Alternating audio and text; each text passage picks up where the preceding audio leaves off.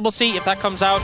Right now, flying in this draft, Yone being banned again by DPLUS to no surprise. Vi being banned here by KT again.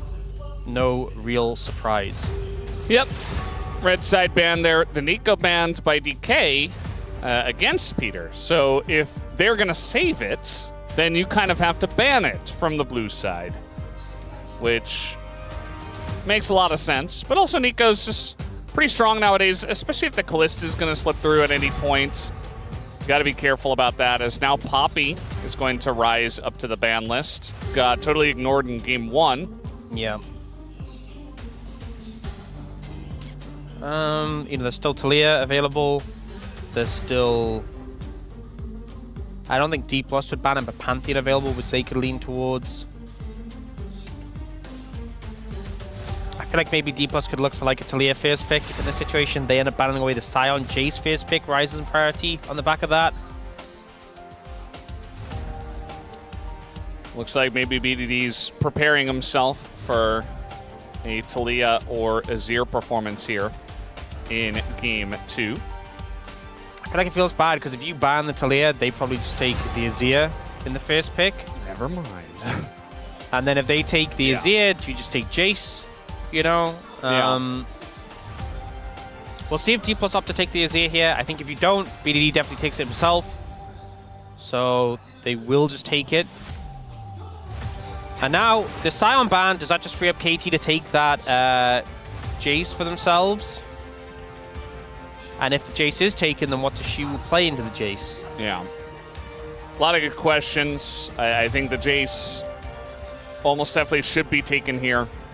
Although, it's definitely a little bit lower priority than it was earlier on in the season. Still very high priority, but it does get overlooked from time to time. Thinking about the Ahri here for BDD. Not the easiest lane, but definitely Ahri and Wukong has been a duo that he and Cuz have gone too many times. But we do have Pantheon still available, so they're just going to pick that instead. Okay, go for the Ahri Pantheon. Want to deny the Pantheon away from Lucid.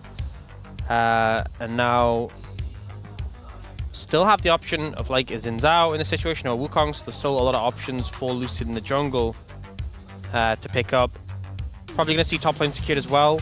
Actually looking towards the Callista. So again, Poppy and Talia were both banned away. We saw the priority of the Callista rise up when those were taken off the cards. Callista, Renata, and Azir. So this is a really strong backline. A lot of DPS, very hard to dive into.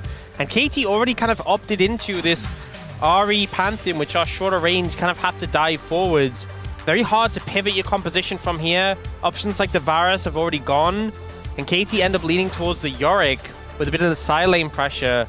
But I feel like KT, this doesn't really feel good with the position you're in now. And also, you're kind of locked in, like you've already picked your top side. You're now going to have your bot lane sort of targeted in terms of bans. Honestly, I think maybe the play would have been to pick like a Senna on that 3. Yeah. And then at least you would have had like a long range option, although Senna lane might have been a little bit rough into the Callista Renata, but I'm not sure what else you can do, because certainly I think DPLUS probably banned Senna away, actually going for the least ban first and foremost. Yeah, it does feel like KT have kind of drafted themselves into a hole based on what was available in this one. Even Score looking a little bit bewildered, but probably just thinking about the next phase of the draft. No Jace in this game so far, and it's just going to be ignored again. Xin Zhao. We'll see if it's a Senna or if we end up seeing something. I mean, I don't think you play Alistair into this at all.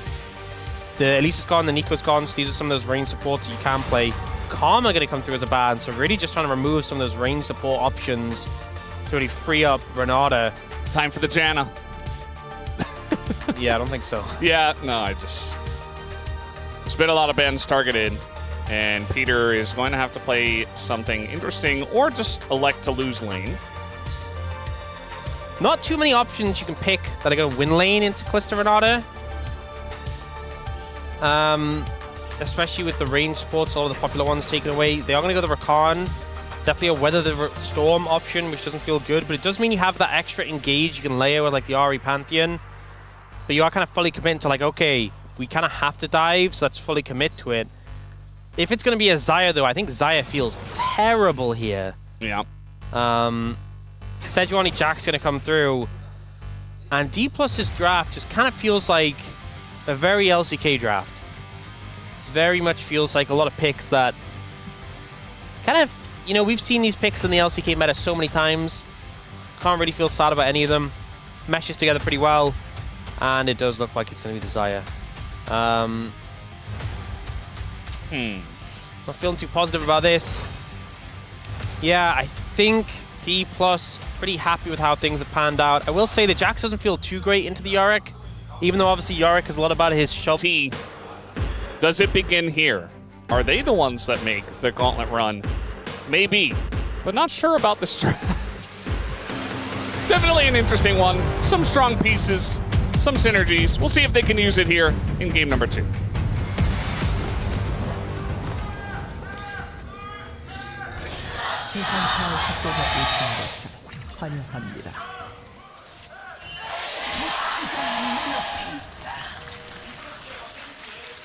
All right, game number 2. And as you guys saw in the space and also at the top of the show, there were no predictions for 3-0s. And I fully expect that to remain, or, well, the Preds can't be changed, but I expect the series to not go to a 3-0. So I would imagine that DK at some point should be able to pick up at least one win. And this game feels like they've put themselves in one of the best positions to do so. I say that as Peter's going to get a double knock up here, and already, with BDD coming on over and helping, going to make this lane just a little bit easier. Yeah, honestly, it's a good move. I like when teams go, especially when you have like losing lane matchups, you go for like an early level 1 to try and find an advantage. I will say it was pretty non-committal.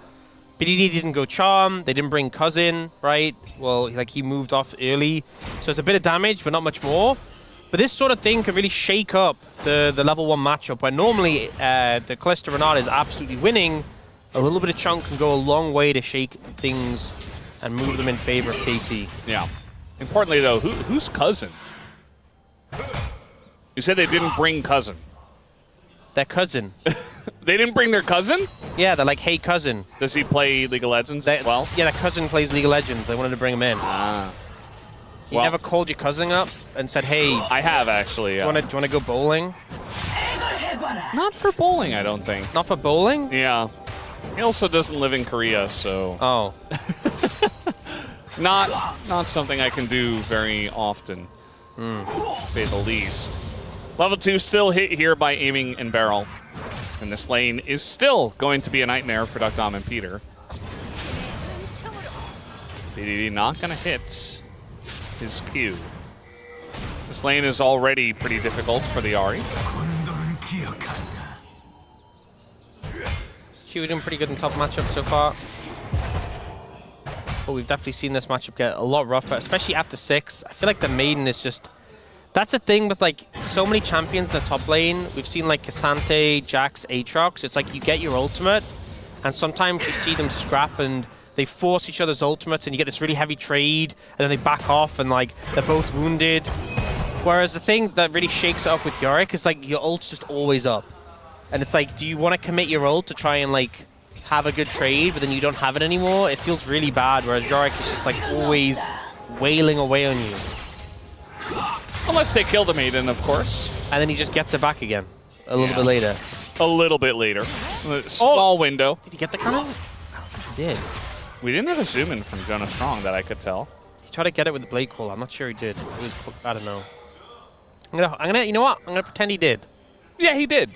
He did. Yeah, for sure. He did. I feel better than that. I feel better now. Yeah. Shu's still here. Now he doesn't have his Counter-Strike for the next shovel, as that's the goalie wall to come down as well. Shu not taking the best trade. Yeah, this is this is how we've seen the matchup start to go somewhat when the ghouls start to ramp up, and it stops being a 1v1. You know, when you have the 4 ghouls beating up on them. So at least there's that matchup in favor of KT. But bot lane not going too hot. 10 CS disadvantage already, and all of those minions for Duckdom to pick up. Just not having so much fun right now. Yeah. One thing you can say, you know, we've seen a lot of games in the regular season of LCK where a team will have a big draft advantage with a lot of winning lanes, and they'll use it very well with like a Poppy to invade, or they're getting all the objectives, stuff like that. Sejuani not really going to be doing a lot of that, as Shiu is really having trouble with this Ghoulie wall. Keeps on going in. And now we got Cuz here, and he's got Flash, and that's a very low Shiu.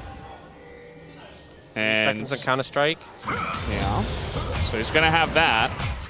But already, baits it out, and now he's just Omega dead. Yep, nowhere for him to go.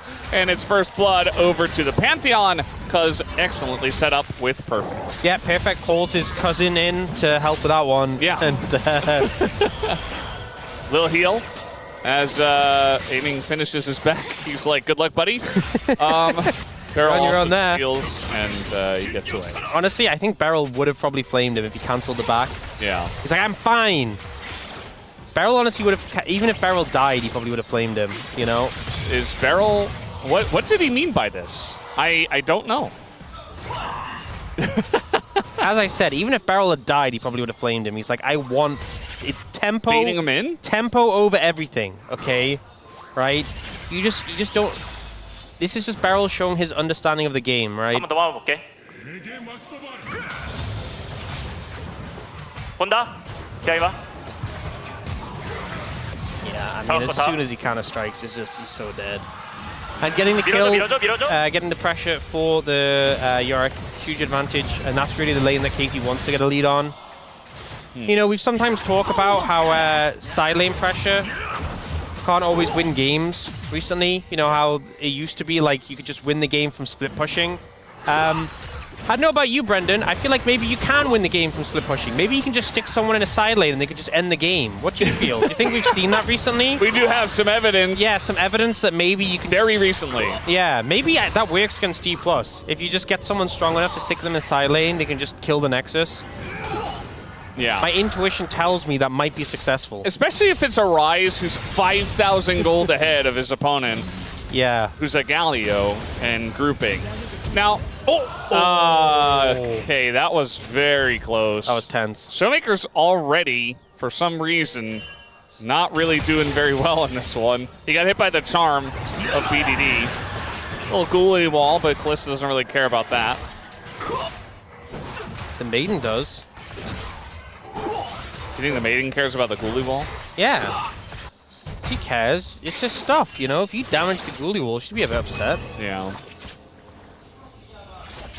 Now Shiu's also having to solo lane against this, so for KT, this is fine. I mean, this is much better for KT. I mean, I know Perfect was doing well in the Shiwu, but Lockdown and Peter having a great time in this situation.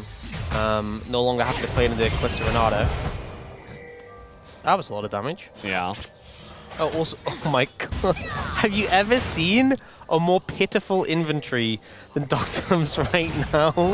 Scout, Slingshot, plus Cull? Oh, it's so sad. It's so... What is that gonna do? If Xayah walks up to you with that? That is... Yeah, no. I'm not intimidated at all.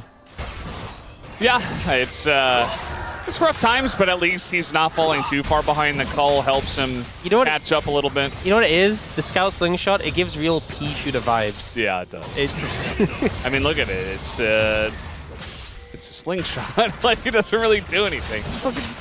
just flicking boogers at people. Yeah. Well, looks like the Grubs are going to go over here to DK. And KT will trade with the Dragon. So, no Grubs for the Yorick. But especially with Kalista Renata top, it's not like KT had much of a choice. So they're just going to take the objective that they can at this point. And for, you know, a couple of lanes that weren't very good, mid's going well for BDD. And also Duckdom and Peter are in a lane swap. And you've got Perfect also in a great spot himself. So things are going very well here for KT in this early game, you could say, given the drafts that we saw. Yeah, I mean, I think things going about as well as you'd expect. I'd say they're in an advantage. Better than you expect, honestly, if I'm being real. Yeah. Top lane going good.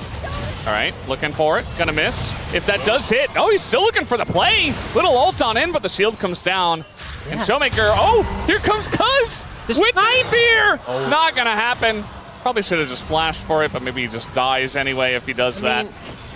Showmaker is struggling in mid, right?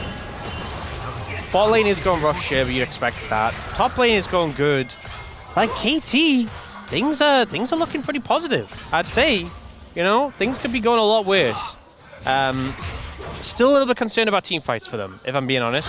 Still a little bit concerned about that, but all in all, you know, it's a good start. Yeah, it definitely is. We'll see if that continues. We do have Cuz here. No ult, but he's got flash. Perfect. A bit tanky, but can Cuz get here on time? Perfect gonna try to flash on in as now Cuz gets here.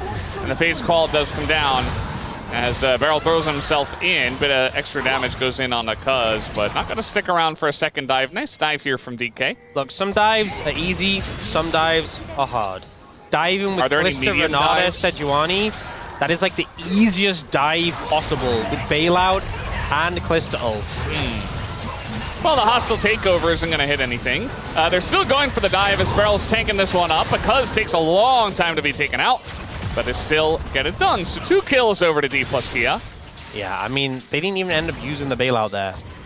So Curse just ends up dying as well, trying to cover for his top laner and able to tank a lot of tower hits there. Well played from DPLUS, punishing in that situation. Now, KT will get a plate here, but not really feeling the best about how things have panned out on the top side.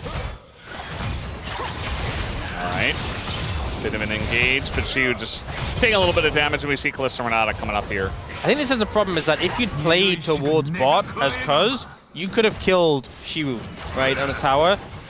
Instead, you're playing towards top, you don't actually stop anything from happening, and you're just giving another kill over. But you see here, like, you know, Beryl tanks it, and then they reset it with the ult.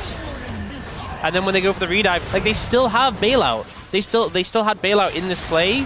They didn't even need it. Like, the ult from Beryl missed. That's how easy this dive was. Yeah. And that's with low health bars, and they'd already gone for a previous dive. Like, they still had Beryl flash, they still had Lucid flash, they still had bailout. Very easy to set up those dives, but still very well played by DPLUS. Yeah.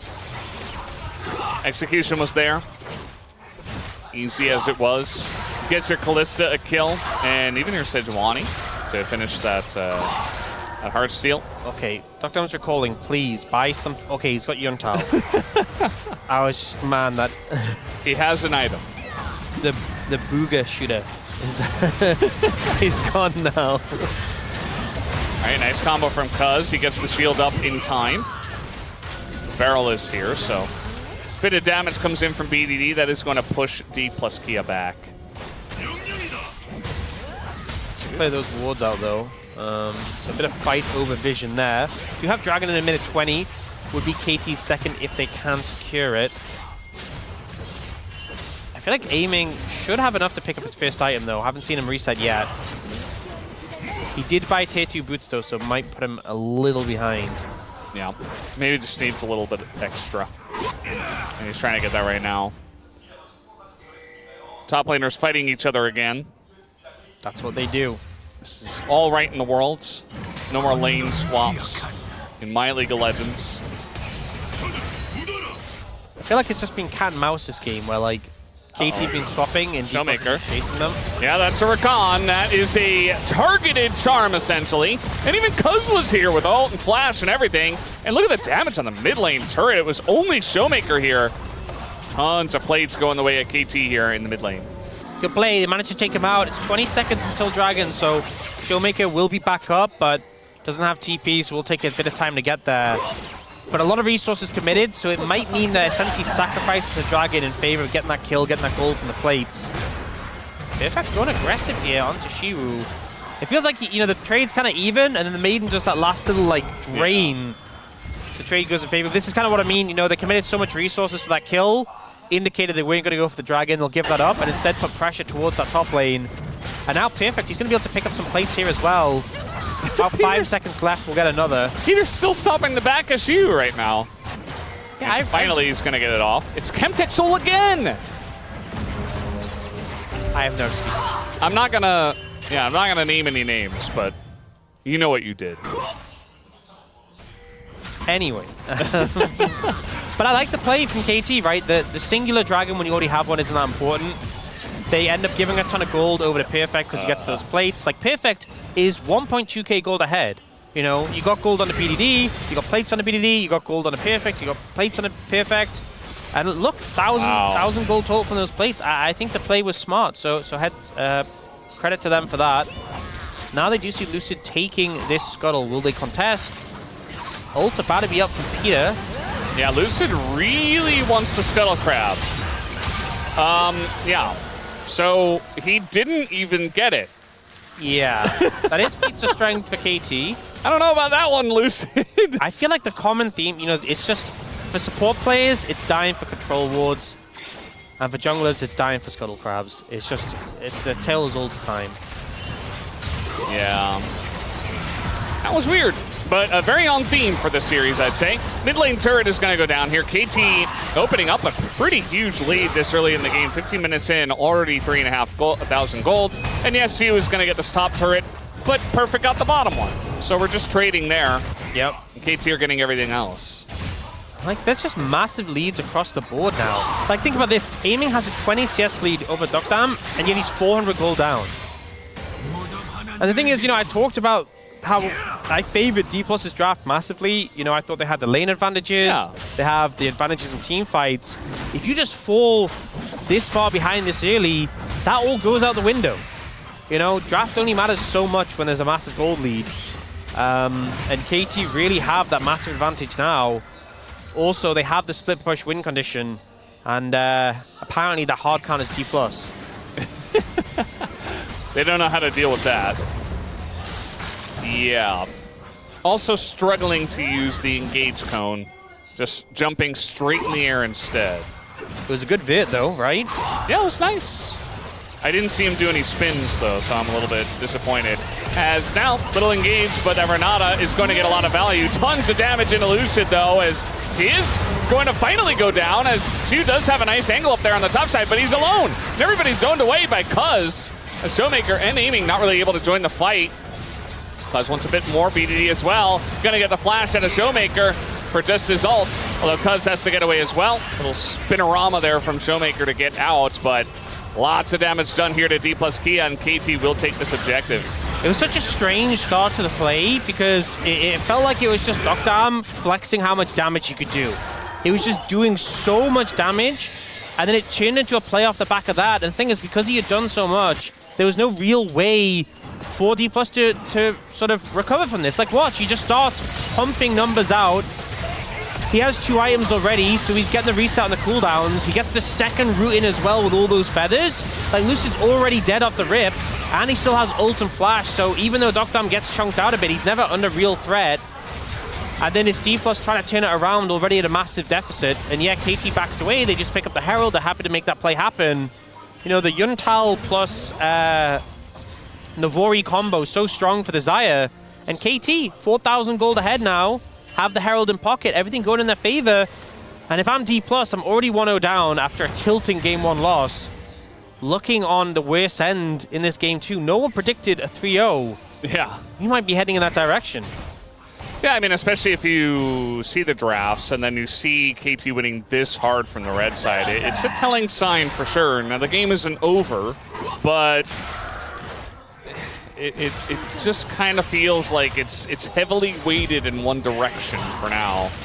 And, you know, Chemtech Soul again, not the biggest deal, but KT have total control over the bottom side of the map, and there's no reason not to take it. So they're going to be stacking objectives, and going to be feeling pretty good about that themselves. You know, the Pantheon can get value, the Yorick can get value from that Soul, even the Ahri. 13%, think about it. Yep. Looks like maybe Shu missed that cannon. Didn't see it, but I saw the zoom in from Jonas Strong. DK just kind of sitting back, looking for an angle. I feel like Aiming feels like he's strong, which makes sense, but he's still himself down 700 gold. So not even in that great of a spot himself, even down a level here to Duckdom. And it's a free dragon at KT.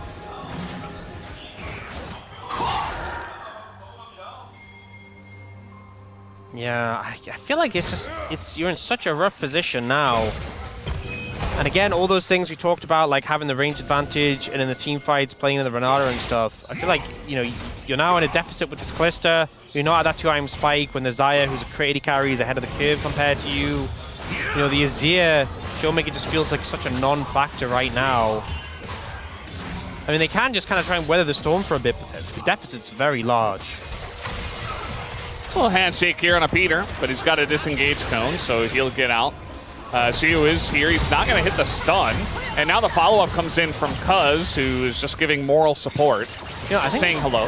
Lockdown's been playing so confident with his, like, summoners and his ult. Like, I feel like there's so many times I have seen AD carries who just cleanse automatically. And he gets ulted there, knows he doesn't have to cleanse, doesn't press it. And that might seem like such a minor thing, like, well, of course doesn't have to ult there. But I swear, I see so many LCK AD carries. Oh, I got CC'd, cleanse, I have to press it. I have to do it. And, like, even in the previous fight that we had around this area, like, he was pretty low, he got stunned, and he could have ulted and he didn't. Could have flashed and he didn't, he just knew he didn't need to. And I think it's making it so much harder for DPLUS when the enemy AD carry doesn't just press his buttons by default, because then in the next fight he still has them, you know? And they're trying to find angles like that, and he still has all those options available to him. And especially when you have this Yorick in a side lane who's going to constantly have pressure, you want to be able to engage. Who do you engage on, right? Everyone's pretty hard to kill, pretty mobile. Doctom's the easiest option. He's not easy because he has cleanse and that ultimate available. Yeah. You just don't have any summoner pressure. You're never really getting summoners out, and so it just makes it so hard because you are so far behind. They got this Rift Herald, and the mid lane tier 1 is already down, so they just drop it into the tier 2. They already have all the outer turrets. They're just that far ahead in terms of structures. Aiming's doing a good job of CSing, but nobody else really is. It does feel like, you know, the takeaway of the Azir makes sense, especially with the Talia ban. But Showmaker really hasn't done anything, as you mentioned. He's been kind of a non-factor in this game so far, and we haven't had any really big team fights, but he fell behind to the Yari. BDD is obviously outplaying him so far in this series, and that's a problem in a best of 5. If Showmaker's not going to match BDD's level, you could definitely see DK fall even further behind.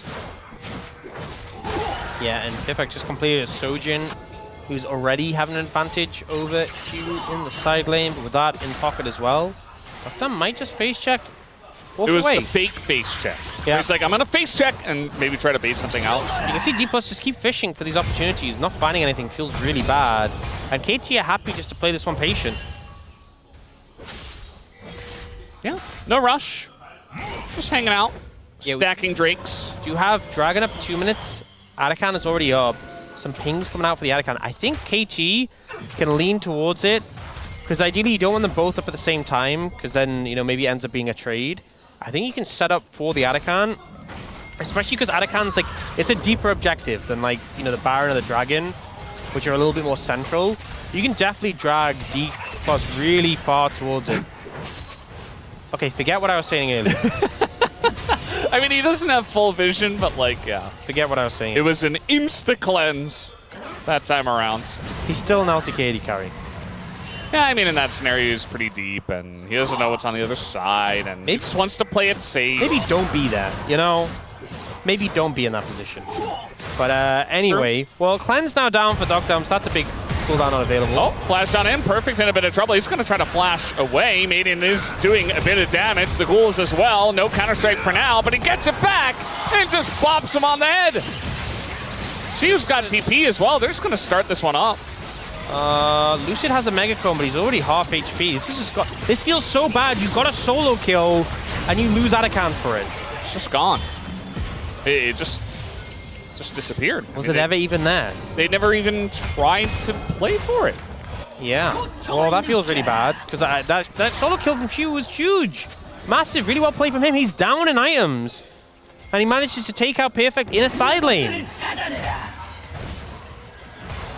So, ends up getting a good counter-strike, a good amount of burst with the flash. Perfect just doesn't expect it. And the thing is, he hasn't really gotten that much damage down onto him. The Maiden, you can see starting to shred, but the second rotation comes in perfect time, and he just finishes him off. Well played by Xiu, but, you know, he's low. and they'd already started up the Arakan. There was so much DPS from Duckdam coming through, and now they can set up the Dragon on this side of the map. Still 4,500 gold ahead. They have the extra boost from the Arakan as well. You can see level leads across the board. Only Shiwu has a level advantage on DPLUS. Little trap Renata, as Cuz is going very deep for this one, and he's going to just die. Not sure about that. It's now BDD trying to get away here. Shiwu doesn't have the flash, so he's not quite able to get in. The peel is there, and a big root comes in from Duckdam. You guys can just go Dragon, by the way. They don't have a jungler.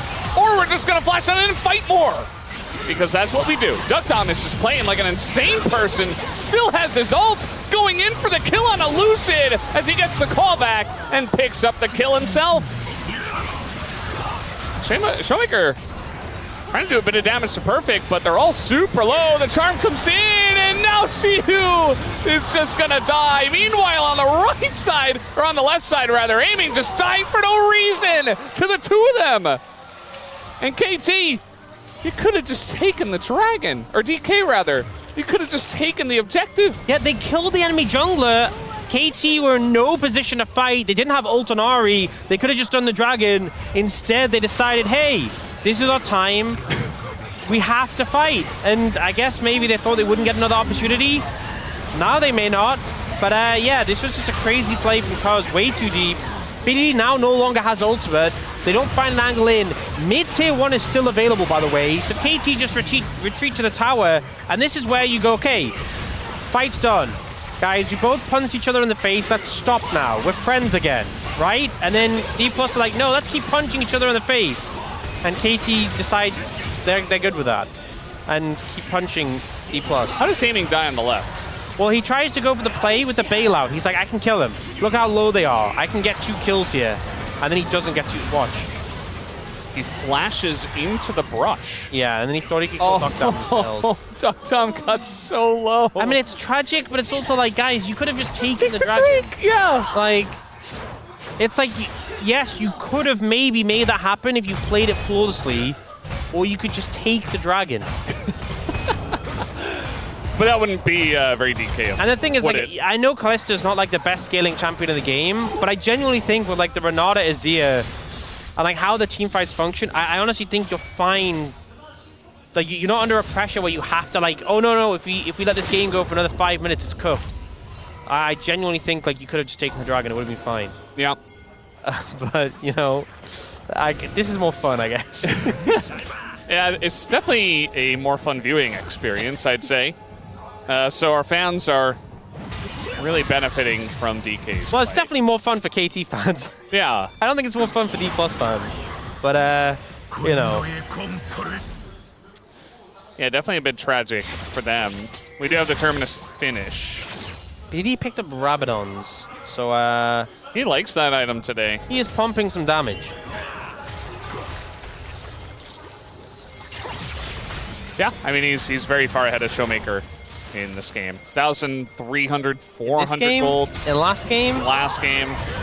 Peter's going in, and he's going out, getting knockups on the Lucid. Shaking it all about. Yeah. He's doing the hokey pokey all over DK right now. Oh, she would have been in trouble. He's gonna go in, and immediately flashed out, and now BDD finds the angle. And that's going to get a hostile takeover here. This time Cuz in a much better position. Big knockups both ways, but guess who's ahead? It's KT ROLSTER. And they follow up on this one too.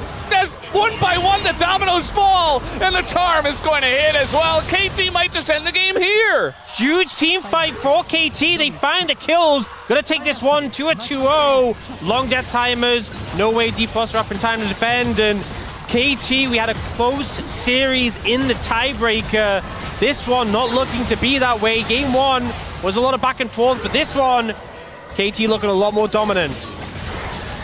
Very dominant game here to KT from beginning to end, and they'll finish it off with a clean ace in the final team fights from the red side with a kind of wonky draft.